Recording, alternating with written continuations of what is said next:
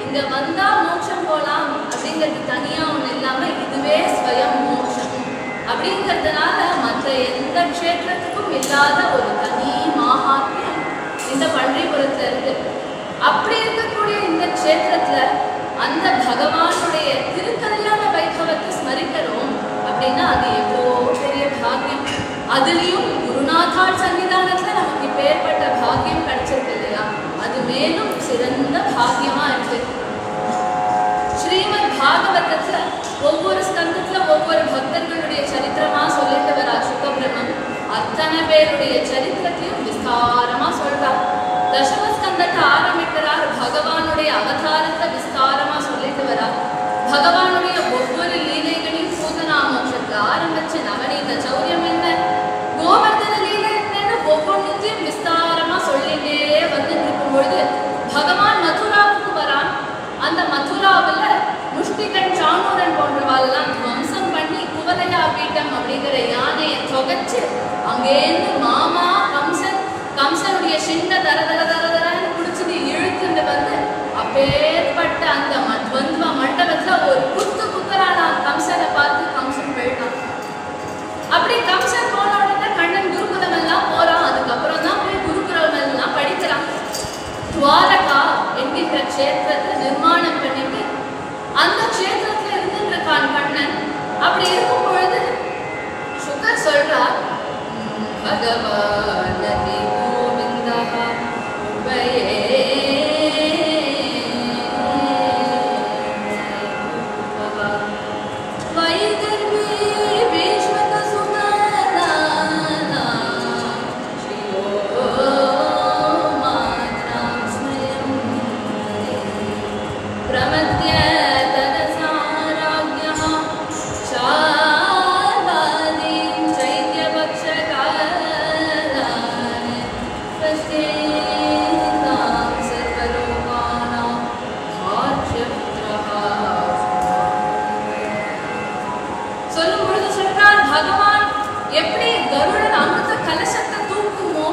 அதுபோல பகவான் வந்து குட்டி ருக்மிணி தேவியை அள்ளி அணைச்சு கூட்டிட்டு போய் துவாரகையில கல்யாணம் பண்ணிட்டான்.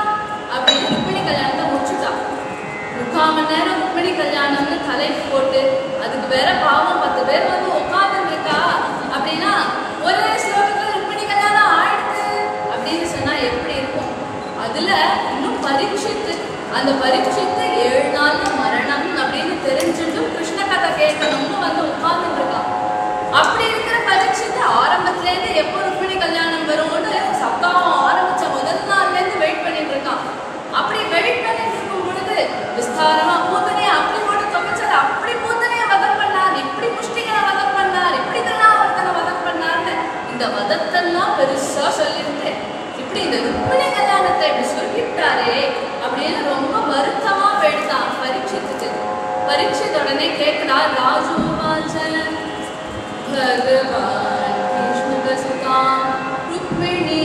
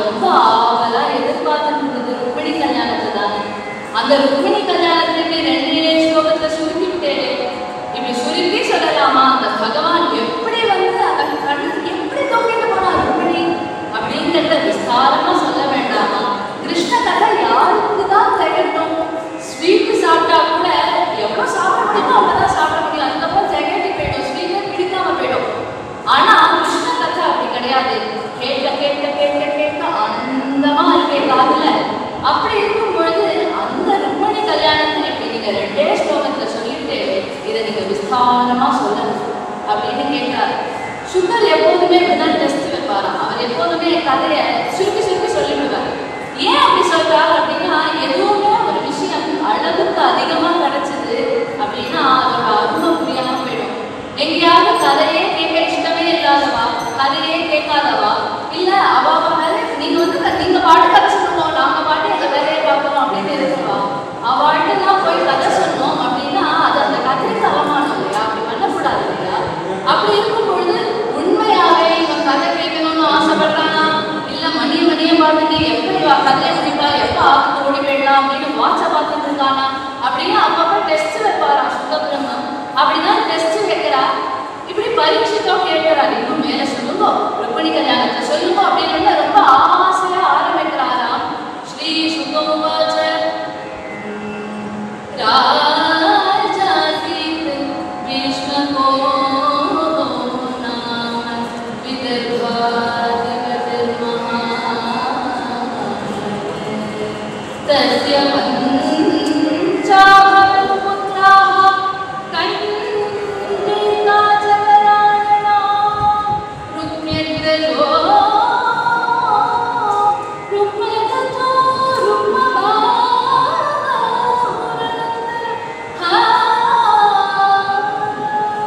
ருக்மதேஷோ ருக்மவாரி ருக்மன்யேஷாம் ஸ்வசாசதி.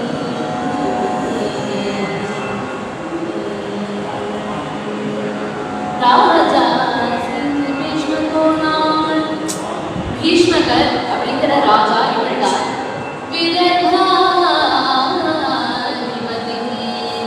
விதர்பாதிபதி அப்படின்னு சொல்றா. பின்னாடி ஒரு அட்ஜெக்டிவ் வைக்கிறாராம் பீஷ்மகருக்கு,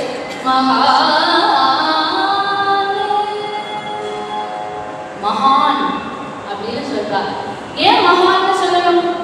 அவருக்கு பின்னாடி சொல்றார், தஸ்ய பஞ்சாபரம் புத்ராஹ, 5 குழந்தைகள் இருக்கு, அதனால அவர் மகான். அப்படின்னா திருதராஷ்டிரனுக்கு 100 புத்திரர்கள் இருந்தா அதனால மகான்னு சொல்லிட முடியுமா? சரி, அவர்கிட்ட விதர்பாதிபதி ராஜா, அதனால மகான்னு சொல்லிட முடியுமா?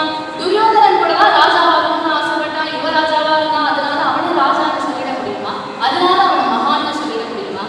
இப்படி ஏன் அவனை மகான்? ஏன்னா சுகர்வாரால ஒருத்தர் மகான் அப்படின்னு பேர் வாங்குறார் அப்படின்னா அவர்கிட்ட ஏதோ இருக்கணும் இல்லையா? அப்படி என்ன இருக்கு அப்படின்னா, எந்த மகாலட்சுமி கட்டாட்சத்துக்கு நாம் எல்லாம் ஏங்கிட்டு நிற்கிறோமோ அந்த தாயார் அப்பா அப்படின்னு கூப்பிடுறா இல்லையா? இப்ப எப்பேற்பட்ட பாக்கியம் பீஷ்மகருக்கு, ஜனகருக்கும் அப்பேற்பட்ட பாக்கியம் கிடைச்சது இல்லையா? அதனால மகான் அப்படின்னு சொல்றார்.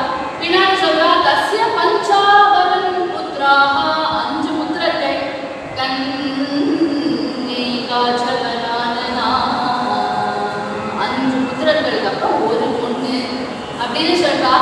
மெனக்கெட்டு உட்காந்துட்டு அத்தனை பேரோட பேரையும் சொல்லிட்டு இருக்கார். ருக்மியக்ரஜோ, முதல் அக்ரஜனுக்கு ருக்மி அப்படின்னு பேரு. ருக்மரதோ, ருக்மரதன் அப்படின்னு 2வது பிள்ளைக்கு பேரு. ருக்மபாகு அப்படின்னு 3வது பிள்ளைக்கு பேரு. ருக்மகேஷோ, ருக்மகேஷி அப்படின்னு ஒருத்தனுக்கு பேரு. ருக்மமாலி, ருக்மமாலி அப்படின்னு 5வது புத்திரனுக்கு பேரு. கடைசியில ருக்மியேஷாம் ஸ்வசாசதி, கடைசி குழந்தைக்கு ருக்மிணி அப்படின்னு பேர் வச்சிருக்கார். இந்த காலத்துல தான் எல்லாரும் டைமிங் பேர் வைக்கிறா அப்படின்னு பார்த்தா அந்த காலத்துல பீஷ்மகர் ஆரம்பிச்சிட்டாரு. அவர் வைக்கும் பொழுது ருக்மம் அப்படின்னா தங்கம் அப்படின்னு அர்த்தம். அதனால பாவம் பிறக்கிற குழந்தைகள் எல்லாம் நமக்கு தங்கமா பிறக்க போகுது அப்படின்னு நினைச்சது. ருக்மபாகு, ருக்மகேஷி, ருக்மிலாம் பேர் வச்சா அதுல பாவம் ஒரே ஒரு குழந்தை பத்திரமா தங்கமா வளர்ந்து மீதி 5 தங்கம் இல்ல தகரத்தை போல இருக்கான். அப்படி இருக்கும் பொழுது பாக்குறா, என்னது இப்படி 5 புத்திரர்கள் ஒரு குழந்தை. 2 சபை நடக்குமா விதர்ப தேசத்துல. ஒண்ணு சாதாரண ராஜ்ய மீட்டிங் எல்லாம் போடுவா, 2வது சத்சங்கங்கள் நடக்கும். இந்த ருக்மிணி என்ன பண்ணுவா அப்படின்னா, சத்சங்கம் ஒண்ணு கூட மிஸ் பண்ணாம வந்து உட்காந்துருவாளாம். ராஜ்ய சபையிலலாம் பெரிய இன்ட்ரெஸ்ட் கிடையாது. ஆனா மீதி 5 பேர் இருக்கா இல்லையா, ராஜ்ய மீட்டிங் தான் வந்துடுவா, இல்ல வேற ஏதாவது கேளிக்கை விளையாட்டு அப்படின்னா வந்துடுவா. ஆனா சத்சங்கம் பேரை பார்த்தாலே அந்த திசை பக்கமே வரமாட்டா.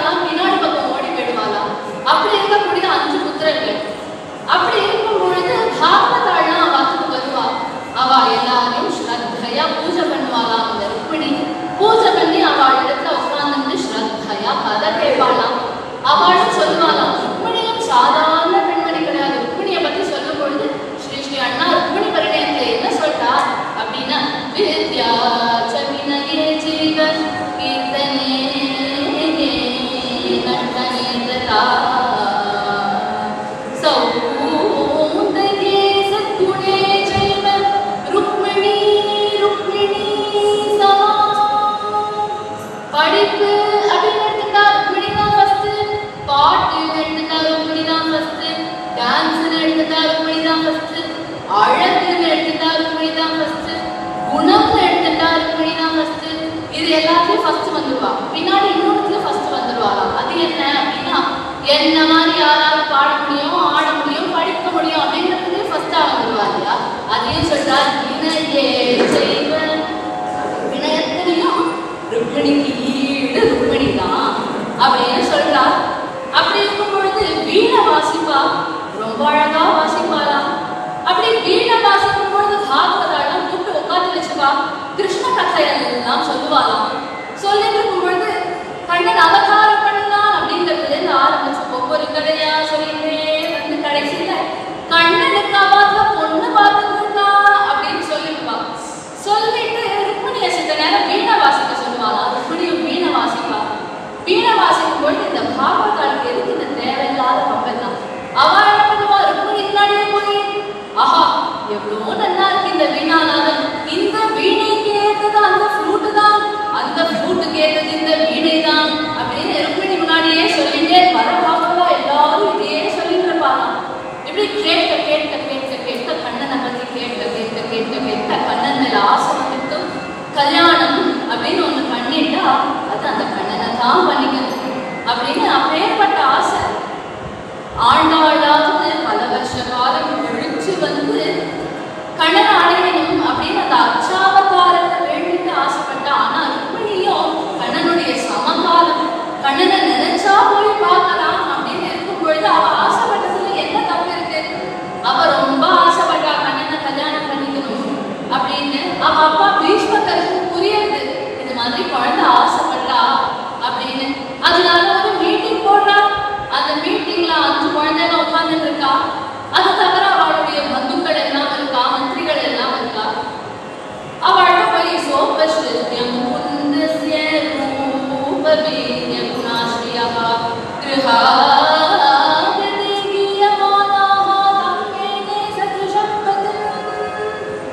என் குழந்தை ருக்மிணிய துவாரகாதீசனான கண்ணனுக்கு கொடுக்கலாம்னு இருக்கேன், எல்லாரும் உங்களுடைய அபிப்பிராயத்தை சொல்லுங்க அப்படின்னு சொன்ன உடனே பந்துனா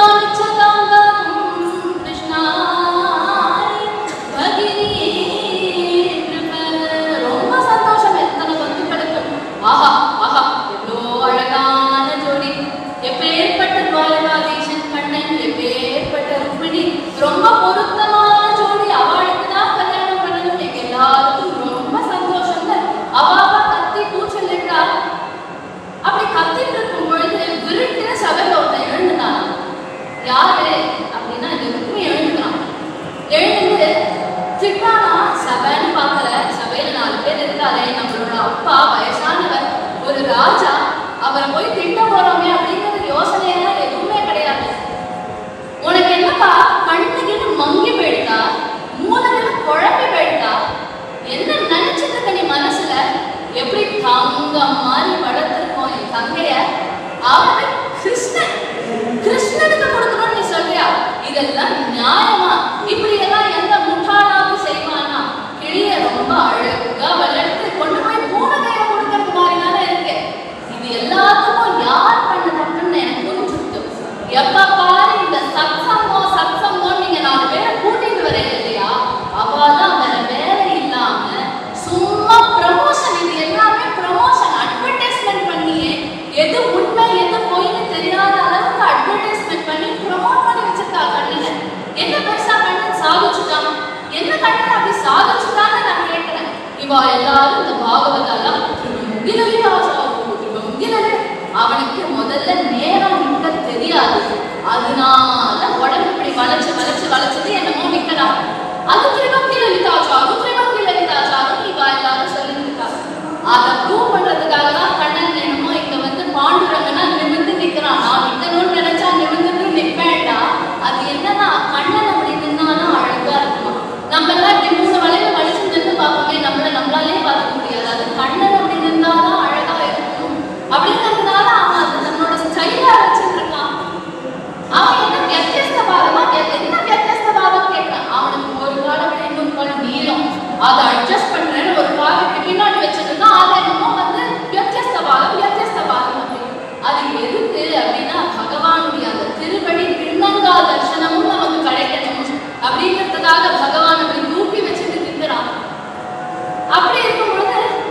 என்னமோ இதெல்லாம் அவன் படிச்சது முதல்ல படிப்புல ஆரம்பிச்சதுலேருந்து ஃப்ராடு தான். 4 நாள்ல 4 பேரை படிச்சானா 64 நாள் 64 கதையா? இதெல்லாம் யாராலையாவது பண்ண முடியுமா? நாங்கெல்லாம் ஃபர்ஸ்ட் ஸ்டாண்டர்ட் தான் படிச்சிருப்போம். நாங்க ஃபர்ஸ்ட் கிளாஸ் படிச்சுட்டு இருக்கோம், இன்னும் படிச்சுட்டு இருப்போம். அப்படி நாங்க படிச்சுட்டே இருக்கும் பொழுது இவன் ஒரு நாள்ல எல்லாத்தையும் கத்துக்கிற முடியுமா? நாங்கெல்லாம் பாரு எவ்வளவு ஸ்ட்ராங் ஃபவுண்டேஷன், எத்தனை வருஷமா ஃபர்ஸ்ட் கிளாஸ்லயே போட்டுட்டு இருக்கோன்னு. அப்படி இருக்கும்பொழுது இவன் ஒரு நாள்ல ஒரு வேகம் படிச்சானா இதெல்லாம் நம்ப முடியுமா? அப்படின்னா கண்ணன் ஃப்ளூட் வாசிச்சது குருகுலத்துக்கு வரதுக்கு முன்னாடியே வாசிச்சுட்டானே. காளிங்கன் மீது நந்தனம் ஆடினது குருகுலத்துக்கு வரதுக்கு முன்னாடியே ஆடிட்டானே. அங்க ராசலீலை பண்ணும்போது ஆடினது குருகுலத்துக்கு வரதுக்கு முன்னாடியே ஆடியாச்சு. அதெல்லாம் இப்போ ஒருத்தர் சொல்லி கொடுக்கணும் அப்படிங்கிற அவசியம் கண்ணனுக்கு கிடையாது. இருந்தாலும் ஏன் இப்படி பண்றான் அப்படின்னா, இப்படி 4 நாள்ல 4 வேதம் சொல்லி கொடுக்கறதுக்கும் 64 நாள் 64 கலை சொல்லி கொடுக்கறதுக்கும் குருநாதால் நம்ம பாரத தேசத்துல இருந்திருக்கா அப்படிங்கிறத காண்பிக்கிறதுக்காக அப்பேற்பட்ட அந்த சாந்தி பெண்ணுக்கு ஒரு நாள்ல ஒரு வேதம் சொல்லி கொடுக்குற அளவுக்கு ஸ்ரேயஸ் இருக்கு அப்படிங்கிறத காண்பிக்கிறதுக்காக கண்ணன் படிச்சாலே தவிர படிச்சுதான் அந்த ஞானத்தை சம்பாதிச்சுட்டான் அப்படிங்கிறது கிடையாது. இப்படி இருக்கும்போது சும்மா இஷ்டத்துக்கு வாழ என்னெல்லாம் வந்தோ அதெல்லாம் சொல்லிட்டு இருக்கான். திடீர்னே கண்ணனை உடனே பீஷ்மர் காதை போட்டுட்டார். போட்டு சொன்னாரப்பா, உனக்கு தான் கிருஷ்ணனை பிடிக்கல இல்லையா? ஒருத்தரை பிடிக்கல அப்படின்னா அவனை பத்தியே பேசிட்டு இருக்க கூடாது. பொதுவா நம்ம பண்ற விஷயமே அவன் இப்படி பண்ணா அப்படி பண்ணா, உனக்கு தான் அவளை பிடிக்கல. அப்புறம் எதுக்கு அவ இதை பண்ணா அப்படி பேசிட்டே இருந்தோம்னா அவளை பிடிக்கல, ஆனா அவளை பத்தி பேச பிடிச்சிருக்கு அப்படின்னு ஆயிடும். அதனால உனக்கு தான் அவனை பிடிக்கல இல்லையா, விட்டுடும். இப்படி கிருஷ்ணா என்ன பண்ணிட்டு இருக்காங்க, இப்ப என்ன பண்ணலாம்னு சொல்லி மாதிரி வளர்த்து கேட்கிறவன் தங்கை நீயே வளர்த்த. சரி இப்ப என்ன பண்ணலாம், அவன் தங்கை யாருக்கு கல்யாணம் பண்ணி கொடுக்கலாம் அப்படின்னு கட்ட மீசையும் குடுமி வச்சு நிக்கிறான் பத்தியா என் ஃப்ரெண்டு தமகோஷன் புள்ள சிசுபாலன். நீங்க கோபாலன் பத்திரிகை அடிக்கிறதுக்கு ப்ரூஃப் எல்லாம் கொடுத்துருப்பேன், ரொம்ப சிரமப்படாதீங்க. அங்க போய் டி கோபாலன் அப்படிங்கிறத டி சிசுபாலன் அப்படின்னு மாத்திட்டு வந்திருந்தோம். வெறும் 2 எழுத்தை மட்டும் மாத்திட்டு வந்திருந்தோம். அதனால என்னுடைய ஃப்ரெண்டு சிசுபாலனுக்கு தான் ருக்மிணியை கொடுக்கணும் அப்படின்னு சொல்லிட்டான். தலையில அடிச்சுட்டார். ஒன்னும் சொல்ல முடியாது, அவள் இடத்துல போய் வாக்குவாதம் பண்ண முடியாது. இந்த இடத்துல ஸ்ரீ அண்ணா ரொம்ப அழகா சொல்வா, புரியாத வாழ்க்கை எவ்வளோ உபன்யாசம் பண்ணாலும் புரியாது, புரியாத வாழ்க்கை உபன்யாசம் பண்ணணுங்கிற அவசியமே கிடையாது. ஏன்னா அவளுக்கு தானாவே புரிஞ்சுக்கணும் அப்படிங்கிறதுனால அங்க போய் ருக்மிட்ட போய் வாக்குவாதம் பண்ணி இப்படிலாம் பண்ணக்கூடாதுன்னா அவன் இன்னும் கத்திட்டே இருப்பான். அதனால பேருக்கு ஏதோ சைன் போட்டா சிசுபாலனுக்கும் ருக்மிணிக்கும் கல்யாணம் மனசுல நினைச்சிட்டா கிருஷ்ணா என்னுடைய பெண்ணை நீ தான் ஏற்கணும் பண்ணா அப்படின்னு மனசுல தியானம் பண்ணிட்டா. கண்ணனை சைன் போட்டு அனுப்பிட்டா. ருக்மிணி கிட்ட அங்க ஏதோ ஒரு சக்தி ஓடி வராத சொல்றா, ருக்மிணி போச்சு, ருக்மிணி எல்லாம் போச்சு, நீ பட்ட பாடலாம் போச்சு. என்னடி என்ன ஆச்சு? அதாவது நீ எவ்வளவோ ஆசைப்பட்ட அந்த கண்ணனை கல்யாணம் பண்ணிக்கணும்னு உங்க அப்பாவும் அதே தாண்டி சொன்னார். நாங்க எல்லாம் ரொம்ப சந்தோஷப்பட்டோம். ஆனா அவங்க அண்ணா இருக்கானே அவன் சிசுபாலனுக்கும் ஒண்ணு கொடுக்கணும் அப்படின்னு சொல்றான்னு உடனே சிசுபாலனுக்கு சொல்ல கேட்ட உடனே மயக்க கொண்டு கீழே விழுந்துட்டான். கீழே விழுந்த ருக்மிணியை தட்டி எழுப்பி சமாதானப்பட்டு சொன்னா, கேள்வி கேள்வி அழுதுட்டே இருக்கா, கிருஷ்ணா நான் என்ன தப்பு பண்ணேன், உன் கத்தில கேட்டதுக்கு உன்னை அடையணும் அப்படின்னு ஆசைப்பட்டேன். இதுல என்ன தவறு இருக்கு?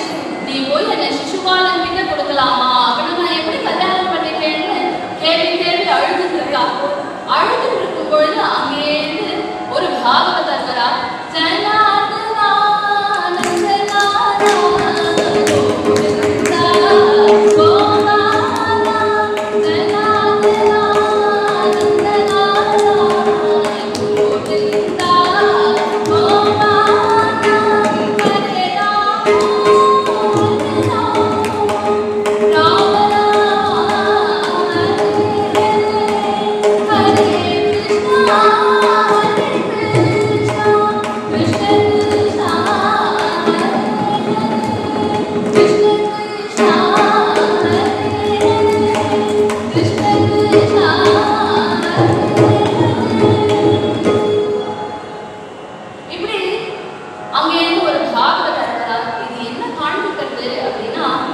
ஜீவன் பகவான அடையணும் அப்படின்னு துடிக்கும் பொழுது முதல்ல டைரக்டா பகவான் அனுப்ப மாட்டார், ஒரு சத்குருநாதனை அனுப்புவார் அப்படிங்கிறத காண்பிக்கிறது. அங்கேருந்து அந்த பாகவதர் வரா, அந்த பாகவதற்கு நமஸ்காரம் பண்ணி அந்த பாகவதற்கு செய்ய வேண்டிய கைங்கரியங்கள் எல்லாம் பண்ணி பாத பூஜை எல்லாம் பண்றார். பாத பூஜை பண்ணும் பொழுது கேவி கேவி அழகு சத்தம் கேட்டது. என்ன அழகு சத்தம் கேட்கிறதுன்னு இந்த பாகவதர் குளிஞ்சு பார்த்தா ருக்மிணி தாயார் அழுதுருக்கா. என்னம்மா என்ன ஆச்சு? மகாலட்சுமி தாயார போல இருக்க, நீ இப்படி அழலாமா? என்ன ஆச்சு, ஏன் அழற அப்படின்னு உடனே பேச முடியல, தொண்டையெல்லாம் அடைக்கிறது. அங்கேருந்து தன்னுடைய சக்தியை இப்படி ஓரக்கண்ணால பாக்குறா. அப்ப சக்தி சொல்றானா, இது போல எங்க சுவாமி ருக்மிணி கண்ணனை அடையணும்னு ஆசைப்பட்டா. ஆஹா ஆஹா, எவ்வளோ உத்தமமான ஆசை. ஆசைன்னு பட்டா இப்படிதானே ஆசைப்படணும், பகவான் வேணும் அப்படின்னு எத்தனை பேர் ஆசைப்படுறா. பகவானே சொல்லும் பொழுது ஆர்த்தோ ஜிக்ஞாசுரன் கார்த்தி ஞானீச்ச பரதர்ஷவான்னு 4 விதமான பக்தர்கள் சொல்றார். அப்படி இருக்கும் பொழுது அந்த பகவான அடையணும் அப்படின்னு ஆசைப்பட்டது தப்பு இல்லையேம்மா, அதுக்கு ஏமா அழல அப்படின்னா, அவ ஆசைப்பட்டா சரி, அவ அப்பாவும் ஒத்துண்டா. ஆனா அவ அண்ணா இருக்காளே, அவ அண்ணா வந்து இவள சிசுபாலனுக்கு கல்யாணம் பண்ணி கொடுக்கணும் அப்படின்னு முடிவு பண்ணியிருக்கா. அப்படின்னு உடனே அப்போ அவர் சொல்றாரா, அம்மா இது எல்லாமே மனுஷ சங்கல்பம் தானே, தெய்வ சங்கல்பம் அப்படின்னு ஒண்ணு இருக்கும், மனுஷ சங்கல்பம் அப்படின்னு ஒண்ணு இருக்கும். மனுஷ சங்கல்பம் எல்லா டைமும் சக்சஸ் ஆகும் அப்படின்னு சொல்ல முடியாது, அதை எப்ப வேணாலும் போகணும். ஆனா தெய்வ சங்கல்பம் இங்கே ஒருபோதும் ஃபெயிலியரே ஆகாது, அதுதான் எப்போதும் ஜெயிக்கும். அதனால எப்போ கல்யாணம்னு சொல்லியிருக்கா, நாளைக்கு கல்யாணம்னு சொல்லியிருக்கா. நாளைக்கு தான் கல்யாணம் சொல்லியிருக்கா, நாளை வரைக்கும் டைம் இருக்கு இல்லையா? அடுத்த நிமிஷம் என்ன நடக்கிறதுன்னு தெரியாத லோகத்தை நம்ம எடுக்கும் பொழுது நாளைக்கு கல்யாணம் சொல்ற இல்லையா, இன்னும் அவ்வளோ நேரம் இருக்கே, நீ என்ன பண்ணு, பகவானுக்கு என்ன நீ சமர்ப்பிக்கணும் அப்படின்னு நினைக்கிறியோ அதை ஒரு பத்திரமா எழுதி கொடு, அதை நான் கொண்டு போய் பகவானிடத்துல சமர்ப்பிக்கிறேன் அப்படின்னு சொல்றாங்க. அந்த இடத்துல அந்த 5 அண்ணாக்களுமே ஒரு விஷயத்தை காண்பிக்கிறா. என்ன அப்படின்னா, அந்த 5 அண்ணாக்களுக்கு நம்மளுடைய பஞ்ச இந்திரியங்கள், கண்ணு காது மூக்கு வாய் மனசு, நம்ம கதைக்கு போகணும் அப்படின்னு நினைச்சிருந்தாலும் ஆத்துல இந்த வேலை வந்துட்டு நம்ம பாத்துக்கு இப்பதானே கெஸ்ட் வரேன்னு சொல்லியிருக்கா, நம்ம எங்க போகணுமே அங்க போகணுமே அப்படின்னு சத்சங்கத்துக்கு காரணம் சொல்றோம் இல்லையா? அப்படி இருக்கக்கூடிய பஞ்ச இந்திரியங்கள் தான் இந்த பஞ்ச அண்ணா அப்படிங்கிறத காண்பிக்கிறது. அப்படி இருக்கும் பொழுது அங்கே இருந்து தாயார் போய் கிட்டுன்னு ஒரு பத்திரம் எழுதி கொண்டு வந்து அந்த பாகவதர்கிட்ட கொடுத்து நமஸ்காரம் பண்றா. அந்த பாகவதரே சாதாரண பாகவதர் கிடையாது, சித்த புருஷர். விதர்வதேசத்துக்கு மறைஞ்சால் வார்த்தையில பட்டுன்னு பகவானுடைய சன்னிதானத்தில் தோன்றினான். பகவானுடனே நான் பகவானுக்கு வந்திருக்கேன், வந்து நமஸ்காரம் பண்ணுவோம் அப்படின்னு சொல்லலையா. பகவானுடனே சீட்ல இருந்து பட்டுன்னு எழுந்து ஓடி போய் அந்த பாகவதற்கு பாத பூஜை பண்ணி நமஸ்காரம் பண்ணி அவர் அழைச்சிட்டு வந்து தன்னுடைய சிம்மாசனத்துல உட்காந்து வச்சு பகவான் அவருடைய சரணத்துல உட்கார்ந்து கேட்கிறாரா, சுவாமின்னு நீங்க என்ன தேடி வந்திருக்கேன்னா விஷயம் இல்லாம வரமாட்டேன், என்ன விஷயத்துக்காக வந்தேன்னு சொல்லுவோ அப்படின்னு. உடனே கண்ணா, விதர்வ தேசம் அப்படின்னு ஒரு தேசம், அங்க ருக்மிணின்னு ஒரு குட்டி இருக்கா, அவ உன்னை கல்யாணம் பண்ணிக்கணும்னு ஆசைப்பட்டா. அதனால அவ உனக்கு ஏதோ லெட்டர் எழுதி கொடுத்துருக்காங்கண்ணா, இந்த அப்படின்னு கொடுத்த உடனே பட்டு லெட்டரை வாங்கிட்டு கிட்டு ரூமுக்கு போய் கதவை சாதித்து படிச்சிருந்தா அது கிருஷ்ணனே கிடையாது, பகவானே கிடையாது. ஏன்னா பகவான் சொல்லும் பொழுது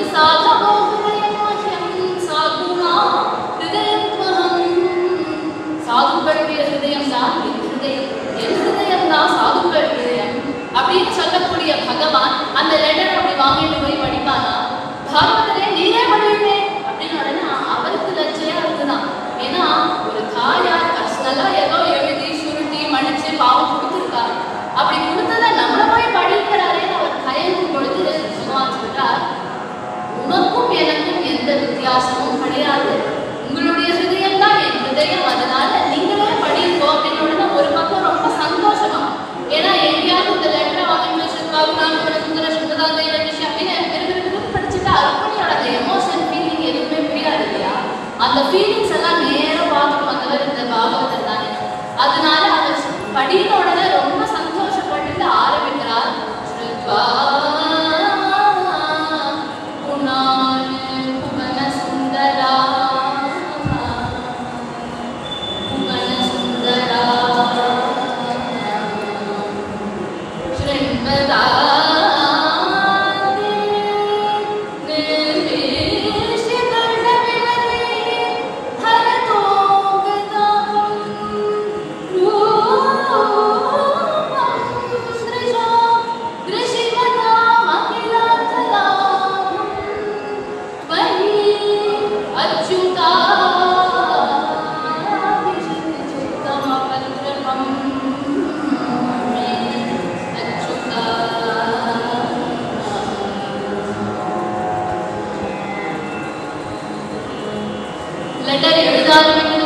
என்ன எழுதுறது? ஹாய் கிருஷ்ணா அப்படின்னா இது அதிக பிரசங்க ஏதோ எழுதிருக்கு, இந்த லெட்டர் வேண்டாம் அப்படின்னு மனுஷ மூலையில போட்டுடுவார். மகாகணபதியுடைய கிருஷ்ண பரமாத்மாவுக்கு யாரோ பாவம் ஏதோ நாட்டாம எழுதிருக்காரு, தண்ணி வரல போலங்க ஊர்ல ஏதோ பஞ்சாயத்து எழுதிருக்காரு, இந்த லெட்டரையும் அப்புறம் படிச்சுக்கலாம் அப்படின்னு வச்சிருவான்.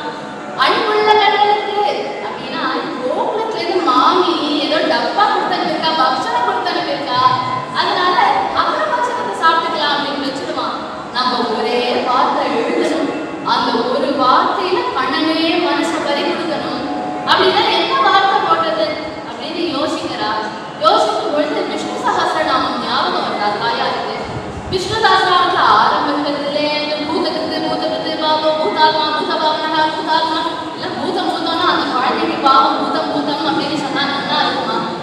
அவனுக்கு ஏற்ற மாதிரி ஒரு பேர்ல கூப்பிடணும் அப்படின்னு விஷ்ணு சஹஸ்ரநாமத்தை தேடி பார்த்தாலும் அப்படி ஒரு பேர் கிடைக்கலையா. அதனால என்ன பண்றா அப்படின்னா தானே ஒரு பேரு புவன சுந்தரா.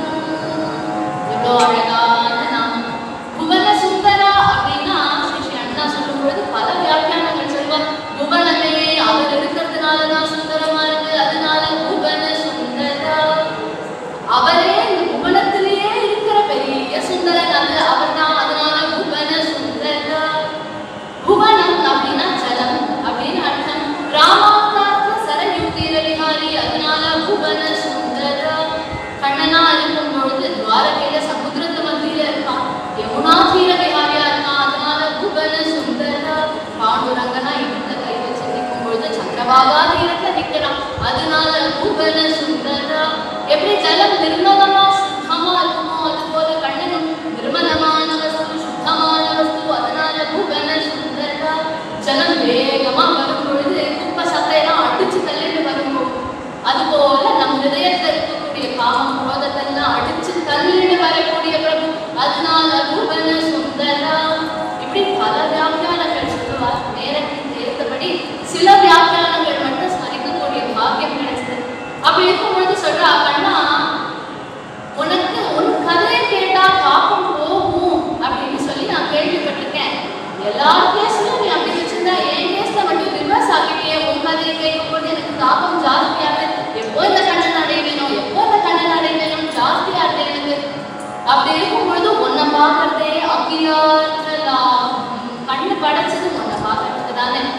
அப்படி இருக்கும் பொழுது அச்சுதா அச்சுதான்னு கருத்தை கூப்பிடுறா. அச்சுதா அப்படின்னா கைவிடாதவர் அப்படின்னு அர்த்தம். அதனால கண்ணா நீ என்னை கைவிட்டுடாத அப்படின்னு முதல் ஸ்லோகத்தை சொல்றா.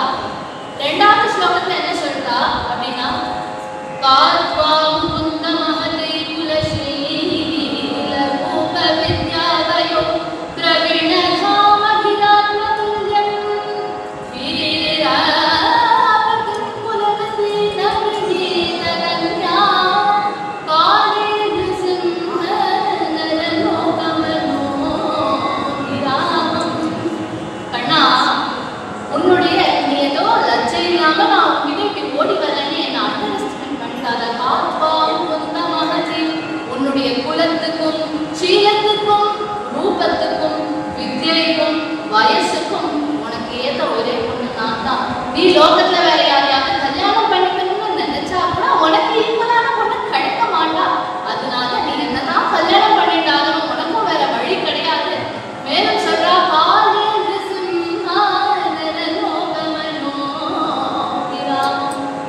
கண்ணா நீ நரசிம்மனை போல வா அப்படின்னு சொல்றான். நரசிம்மனை போல வரணும் அப்படின்னா அப்படியே எல்லாம் சிலிர்த்துட்டு அப்படி தூண பழத்துல வரணுமானா அவ்வளவுதான் வர வேண்டாம் கண்ணா. ஏன்னா அங்க நின்றுட்டு இருந்தது ஹிரண்யகசிபு. ஏன் ஹிரண்யகசிபுன்னு அவனுக்கு அவ்வளவு பிரார்த்தனைன்னா நரசிம்மர் வந்து நிக்கிறா, தேவாதி தேவர்கள் பிரம்மா பயப்படுறான், தாயாரே கிட்ட நெருங்கிறதுக்கு பயப்படுறான். அப்படி இருக்கக்கூடிய நரசிம்மர் அப்ப வந்தப்போ பார்த்து இவன் போய் நரசிம்மா என்னை காப்பாத்தன்னு காலில் விழுந்துருக்கலாம் இல்லையா? அப்ப கத்திய உருவிட்டு நரசிம்மரை வெட்ட போறேன் அப்படின்னு போற அளவுக்கு பராக்கிரமம் அந்த ஹிரண்யகசிபுவுக்கு இருந்தது. அதனால நீ அவனுக்கு அப்படி வந்த. இங்க இருக்கக்கூடிய சிசுபாலன் தந்திரத்துல நீ கண்ணா குட்டி எல்லாம் நீ வரன்னு தெரிஞ்சாலும் கட்டில் கடியில போய் படுத்துருவா. அவளுக்கு நீ அவ்வளவு பராக்கிரமத்தோட வரணுங்கிற அவசியம் கிடையாது, அவ்வளவு பராக்கிரமத்தை நீ காண்பிக்கணுங்கிற அவசியம் கிடையாது. அதனால நீ ராமனை போலவா அழகா ராம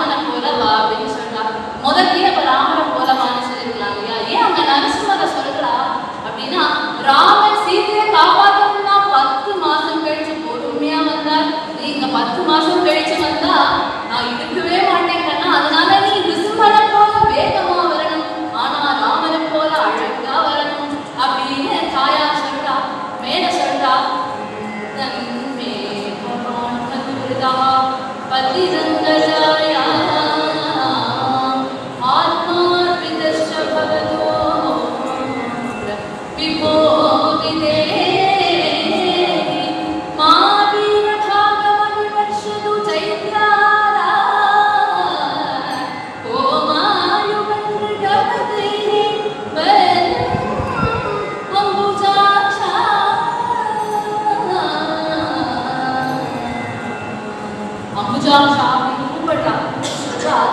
கண்ணா, நான் உன்னை என்னைக்கோ எனக்கு அர்ப்பணம் பண்ணிட்டேன் நான் என்ன உனக்கு. அதனால நான் இனிமே சிங்கத்துக்குன்னு வச்ச இறைய நரி வந்து மூணு பார்த்ததுன்னா அது அந்த சிங்கத்துக்கு தானே அசிங்கமா போயிடும். அதனால நான் உனக்குன்னு வச்ச பெண்ணை அந்த நரின்னு கூட சொல்ல முடியாது, எலியான சிசுபாலன் அவன்கிட்ட நீ கொடுத்துடக்கூடாது கண்ணா. அதனால நீ எப்படியாவது வந்துடும் அப்படின்னு சொல்றா. மேல சொல்றா,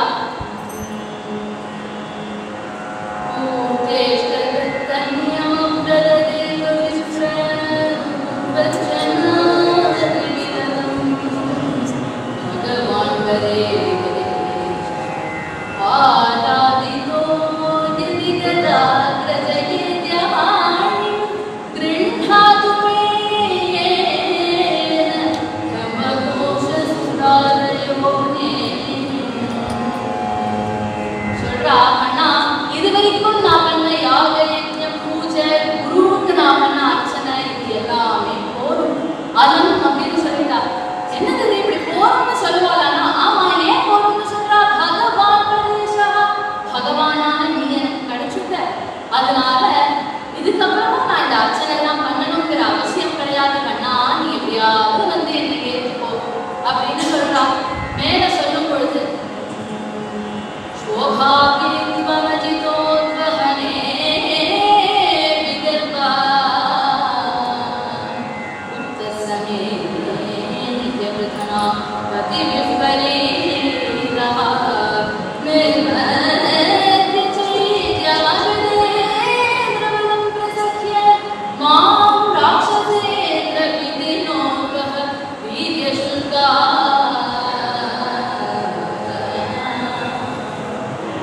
கண்ணா, நீ பாட்டு எங்கேயாவது ராத்திரி 12 மணிக்கு யார்கிட்டயும் சொல்லிக்காம நீ பாட்டு உன்னுடைய புடவையெல்லாம் முடிச்சு எடுத்துட்டு வந்து உங்க ஆத்து கொல்ல பக்கம் நின்றுக்கோ. நான் என்னுடைய ரத்தத்தை எடுத்துட்டு நான் யார்கிட்டயும் சொல்லாம ராத்திரி 12 மணிக்கு வந்து உன்னை கூட்டிட்டு போயிடுறேன் அப்படின்னு சொல்லக்கூடாது. ஏன்னா நானும் சத்திரிய பெண்மணி, என்ன நான் ஒரு புருஷனுக்கு இலவசமா கொடுக்க கூடாது அப்படிங்கிறது தர்மம். பார்க்க போனா எனக்கு ஸ்வயம்பரம்னு ஒண்ணு வச்சு அதுல நான் எனக்கு ஏற்றவரை தேர்ந்தெடுக்கும்படி இருந்திருக்கணும். எங்க அண்ணா என்னமோ அமைஷ்டப்படி கல்யாணம் அப்படின்னு சொல்லலாம். அதனால நீ வரணும், நீ வந்து நிக்கணும். நிற்கும் பொழுது அத்தனை தேசத்து ராஜாக்களும் நிற்பா. அவ அத்தனை பேரையும் ஜெயிச்சு அவ தரையெல்லாம் கவிழ்த்து நீ என்னை அள்ளி அணைச்சிட்டு போகணும் அப்படின்னு அவ்வளோ வீரமா சொல்றாளாம் தாயா. மேல சொல்லும் பொழுது சொல்றா அடுத்த ஸ்லோகத்துல, அந்தఃபுராந்தரஜலே மணிஹத்யபந்தூன் வாமுபஹே கதமிதி பிரவதாமுபாயம் பூர்வே துரஸ்தி மஹதி குலதேவியாத்ரா தஸ்யாம்பனபவது விஜாம்பேத்.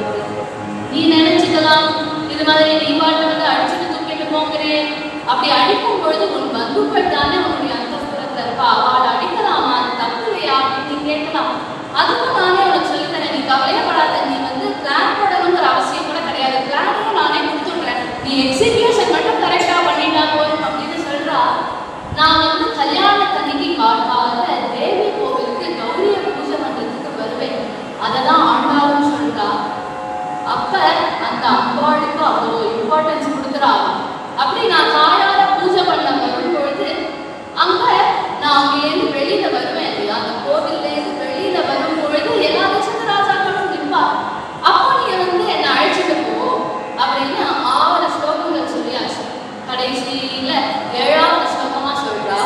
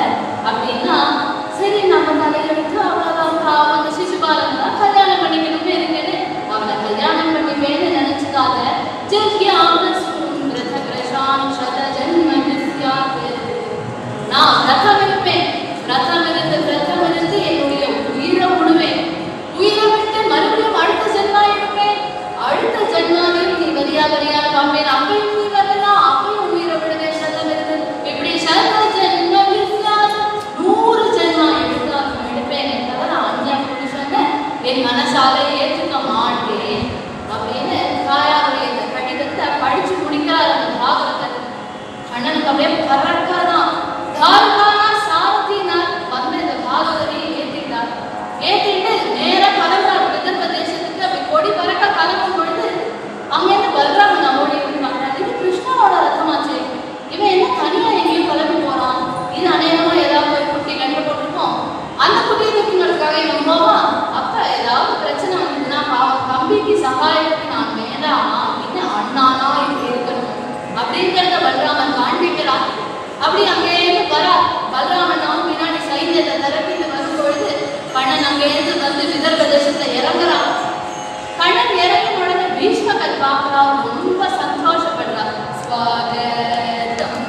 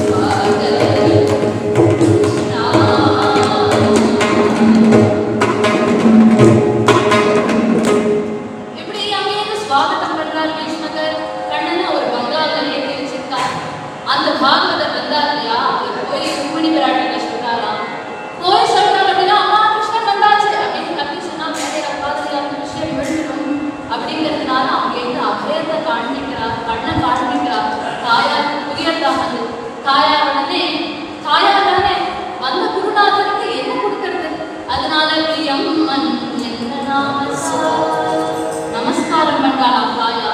என்ன காண்பிக்கிறா அப்படின்னா மகாலட்சுமி தாயாராவே இருந்தாலும் குருநாதனுக்கு கைமாறு பண்ண முடியவே முடியாது. அததான் சீதா பிராட்டியும் அசோகவனத்துல சொல்றா. அப்படி இருக்கும் பொழுது அங்கேருந்து அந்த அவருக்கு என்ன கொடுக்கறதுன்னு தெரியாம நமஸ்காரம் பண்றா தாயா. அதுக்குள்ள சாயங்கால வேலை ஆயிடுத்து. பாவம் அந்த சிசுபாலனுக்கு ஒரு மாப்பிள்ளை அழைப்பு பண்றா. அந்த மாப்பிள்ளை அழைப்புல பொதுவாக நார்த் சைட்ல எல்லாம் அவன் முறுக்கு மாலை போட்டுருப்பாளா மாப்பிள்ளைக்கு.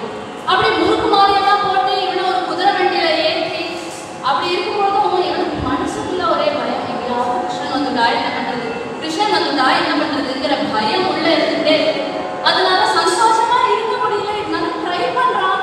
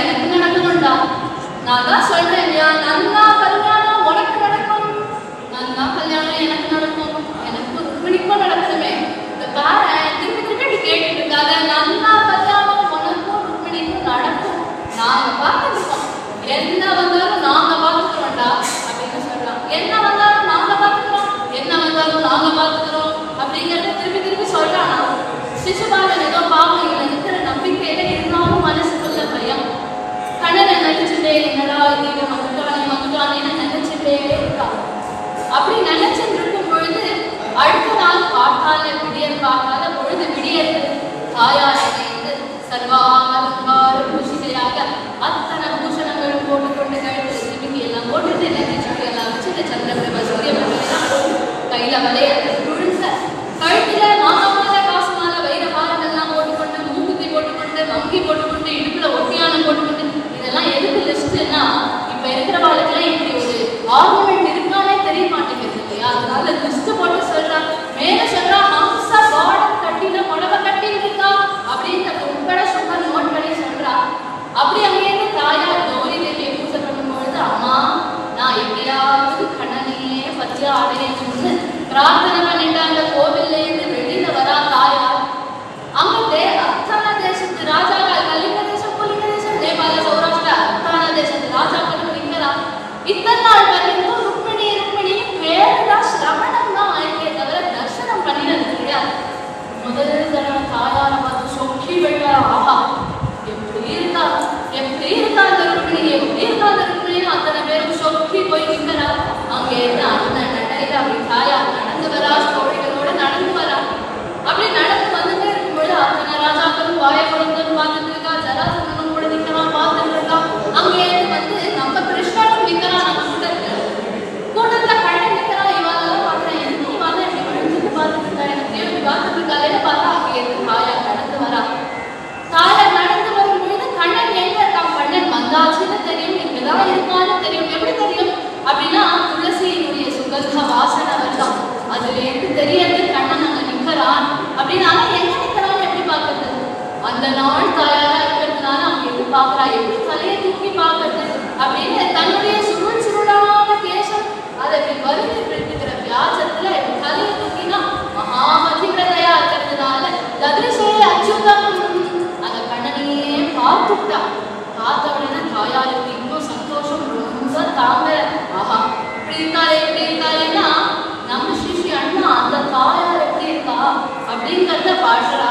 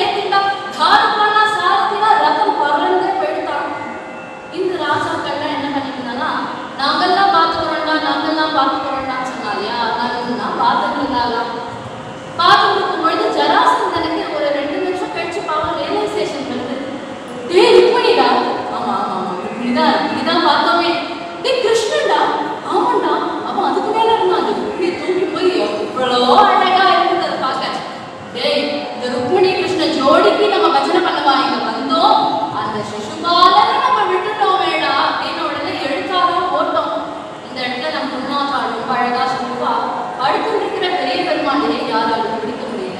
இதுல இந்த பெருமாளும் ஓடிட்டு இருக்காரு. இவரை எல்லாரும் போய் பிடிச்சிட போறாரா என்ன? கொஞ்ச தூரம் பாவம் முயற்சி பண்ணணும்னு அவளும் ட்ரை பண்ணி பாக்குறான், முடியல. சரி, உடனே ஜராசந்தன் நிறுத்தினான். இவ்வளவு தூரம் வந்துட்டோம், இதுக்கப்புறம் நம்ம கண்டனம் பண்ணிக்க முடியாது, கஷ்டம். அதனால பாவம் கேட்டரிங்ல சாப்பாடு பண்ணுவா, ரொம்ப ஃபீல் பண்ணுவா. இப்போ சாப்பாடு வீணா போறதே கஷ்டப்பட்டு சமைச்சிருக்கோமே அப்படின்னு ஃபீல் பண்ணுவா. முதல்ல போய் பால் பாயசத்தோட வடையோட நல்லா சாப்பிடுவோம், சாப்பிட்டு போய் சிசுபாலன் கிட்ட பேசுவோம்னு அங்கேருந்து வந்து நல்லா சாப்பிடுறா. சாப்பிட்டு அங்கேருந்து வந்தா சிசுபாலனுக்கு அட்ஜெக்டிவ் என்னன்னா தேசியத்த சிசுபாலன் நன்னாக இருக்க வேண்டும். இப்படி எப்பொழுதுமே ஒரு தேஜஸே இல்லாம, லைஃப்ல இன்ட்ரெஸ்டே இல்லாம அப்படி அண்ணாந்து பார்த்துட்டு தான் இருப்பான். அதுதான் அவனுக்கு அட்ஜெக்டிவே. அப்படி இருக்கும்பொழுது அண்ணாந்து பார்த்துட்டு இருக்கான். அண்ணாந்து பார்த்துட்டு இருக்கானே அப்படின்னு எனக்கு பின்னாடி வெளியா ஜராசந்தன் வந்து இப்படி கையை வைக்கிறான். 2 கையும் சிசுபாலனுடைய தோள் மேல வைக்கிறான். சிசுபாலனும் மேல அந்த ராஜாவுடைய அரண்மனை அங்க உட்கார்ந்துட்டு இருக்காங்க. அது பொம்மையெல்லாம் வரைஞ்சிருப்பாங்க. அதெல்லாம் பார்த்துட்டு அவனுக்கு என்ன முடியல, வேற பார்த்துக்கிறேன், எனக்கு பிடிக்கும் கல்யாணமா, எனக்கு பிடிக்கும் கல்யாணமான்னு இப்படி பார்த்துட்டே உட்கார்ந்துட்டு இருக்கான். அங்க என்ன வந்து யாரோ மேல கையை வைக்கிறாளே, யாருன்னு பார்ப்போம். ருக்மிணி தான் பார்ப்போம். ஆசையா நம்மளை பார்க்க வந்திருக்கா அப்படின்னு ருக்மிணி கையின்னு நினைச்சது தடவிட்டே இருந்தா. ருக்மிணி தாயாரோட கை பட்டு கை மாதிரி இருக்குன்னு பார்த்தா இது ஏதோ கரடி கை மாதிரி பொச பசங்க இருக்காங்க. இது என்ன பொச பசங்க என்ன மாதிரி இருக்கேன்னு திரும்பி பார்த்தா பட்ட விஷயோட நிற்கிறான் ஜராசந்தன். டேய் ஜராசந்தா, என்னடா மனநடைக்கு போலாமா அப்படின்னு கூப்பிட்டு அழுப்பினாங்க. யாரும் சொல்லாம குறுக்கு கிளம்பி போறோம். என்னாச்சுடா, கல்யாணம் ஆயிட்டுடா, மாப்பிள்ளையும் உட்காந்துட்டு இருக்கேனே பாரு, மாப்பிள்ளை நினைச்சுட்டு உட்காந்துட்டு இருக்கேன். பாவம் கிருஷ்ணன் வந்தானா, ருக்மிணி வந்தாரா, அவனோட இடத்துல கையை கொடுத்து தூக்கி உட்காந்து வச்சானா, அவன் தூக்கிட்டு பார்க்கறதுக்கே போயிட்டாங்க. சரிடா, இதெல்லாம் என்ன பண்ண முடியும், உங்ககிட்ட சொல்லிட்டு போனோம் இல்லையா, நல்லா பார்த்துக்கிறோம், நல்லா பார்த்துக்கிறோம், நல்லா பார்த்து வச்சுக்கணும். ரொம்ப அழகான கட்டியா இருந்துச்சு. எல்லாருமா சேர்ந்து ஏமாத்திட்டு பார்த்தீங்களா, உங்க எல்லாரும் நம்பிட்டு தானே நானா கேட்டேன், எனக்கு கல்யாணம் பண்ணி வைக்கணும்னு நான் அவங்க கிட்ட வந்து நமஸ்காரம் பண்ணி கேட்டேன். நீங்களா கல்யாணம் பண்ணி கொண்டு இதுதான் இப்படி என்ன ஆசை காரணத்து மோசம் பண்றேன், நீங்க இப்படி என்ன அவமானப்படுறது அப்படின்னு வச்சுட்டா ஒரு பாட்டு வெச்சத்தை கொடுக்கணுமா, நான் இங்கே கொடுத்துட்டு போயிட்டேன். இல்ல ஒரு முழம் கையை கொடுத்துட்டு நான் இங்கே போயிட்டேன். ஏன்னா இனிமேல் நான் ரோட்ல நடந்து போனாலே ராஜாவே ஒன்றும் பார்க்க மாட்டான். எல்லாரும் தர்பார் பாபு சத்வரார் பாபு சத்வரார் அப்படின்னு கிண்டல் பண்ணுவாங்க. எனக்கு அவமானமா இருக்கும். அதனால பேசாம என்ன விட்டுடுறா, நான் இங்கேயே போயிட்டேன் அப்படின்னு அதனால சொன்னாங்க. என்னடா லைஃப்ல இதுதான் உனக்கு ஃபர்ஸ்ட் ஆப்பர்ச்சுனிட்டியில ஃபெயிலியர் நடக்கிறது மனுஷர்களுக்கு இயல்பு தான். அதனால கவலைப்படாத, நான் இருக்க பத்தியா ஜராசந்தன் பேரு. ஆனா நான் கண்ணன் கிட்ட 17 தடவை தோத்துருக்கேன். முதல் டைம் எனக்கும் ரொம்ப கஷ்டமா இருந்தது. நானும் சொன்ன மாதிரினா என்ன பண்ணலாம், நம்ம இப்படி தோத்து போயிட்டோமே, அவர்கிட்ட தோத்து போயிட்டோமே, ரொம்ப ஃபீலிங்ஸோட இருந்தேன். அதுக்கப்புறம் 2வது வாட்டி போனேன்.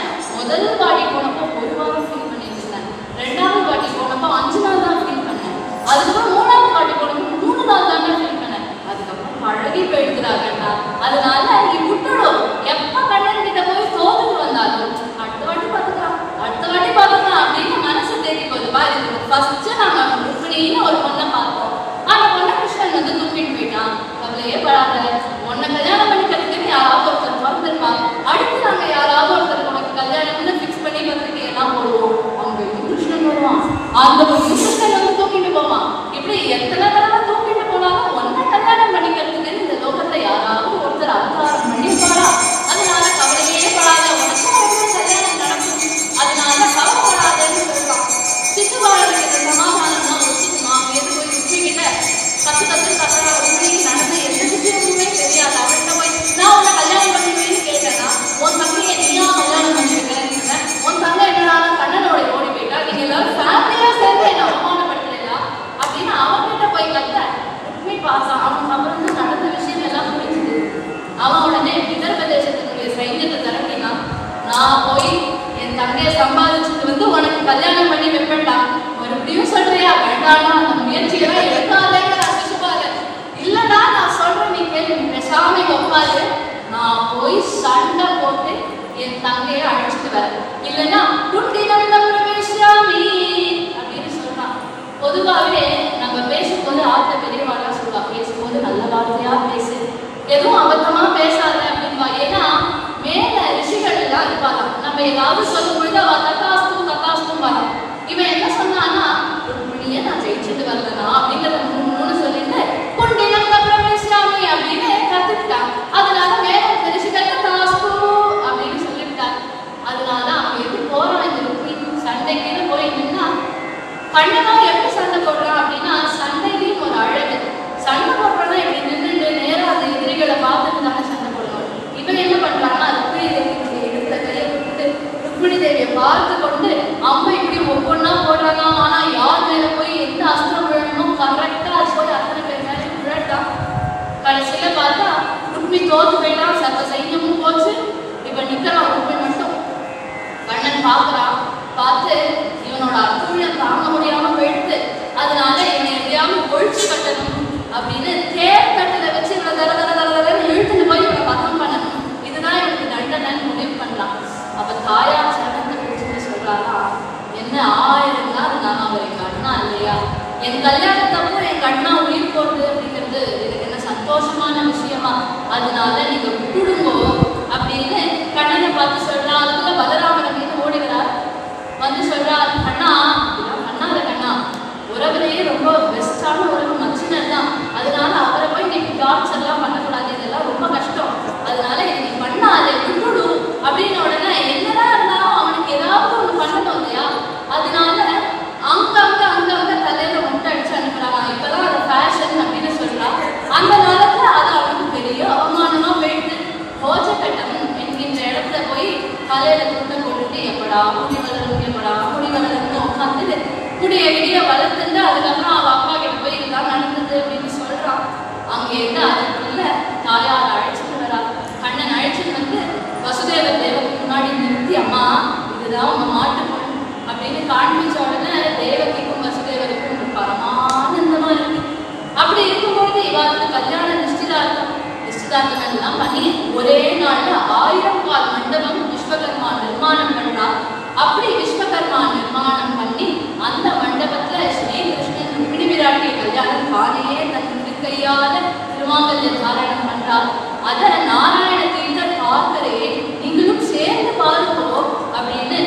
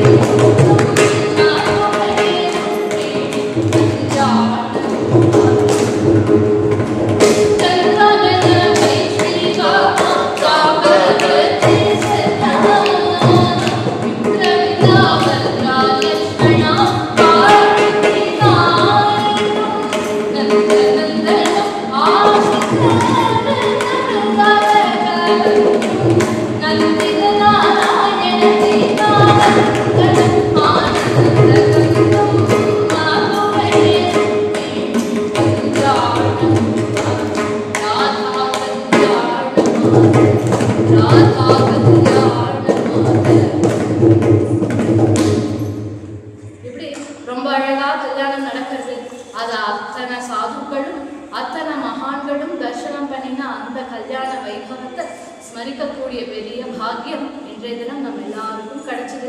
மேலும் மேலும் இதே போல நிறைய சத்சங்கம் குருநாதர் கிருபையில குருநாதர் சந்நிதியில நம்ம எல்லோருக்கும் கிடைக்கணும், அத்தனை மங்களங்களும் உண்டாகணும் அப்படின்னு பிரார்த்தனை பண்ணிட்டு பூர்த்தி பண்ணிக்கலாம்.